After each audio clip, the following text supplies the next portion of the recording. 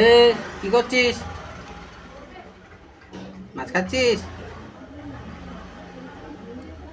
আচ্ছা খা। আর ভাতটা খেলি না? ভাতটা দূরে ফেলে রাখলি?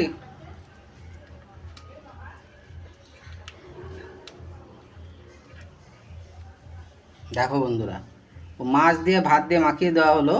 ও মাছটা খাবে, কিন্তু ভাতটা খাবে না। মাছটাও একটু সাইজে বড়, তেলাপিয়া মাছ রান্না করা।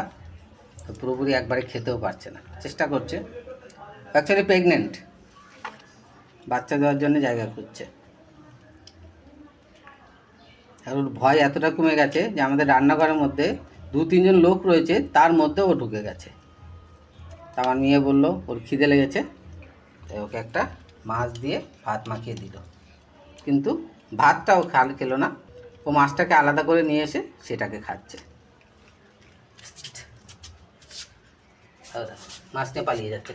হ্যাঁ, ও ভাবছে আমি ওর মাছটা নিয়ে নেব। ছোট্ট ছোট্ট প্রাণীদের মধ্যে কি অসম্ভব ক্ষমতা! আমরা হাত দিয়ে মাছ বেছে এত সুন্দরভাবে খেতে পারবো না, ওরা কাঁটা সহ মাছটাকে খেয়ে নেবে। কাঁটার মধ্যে কিন্তু সম্ভবত ক্যালসিয়াম থাকে প্রচণ্ড। আমরা মাছ খাওয়ার সময় তো কাঁটাটাকে ফেলে দিই, কিন্তু ওরা কাঁটাটাকে চিবিয়ে খেয়ে নেয়। চলো, ওর মাছ খাওয়া হয়ে গেছে।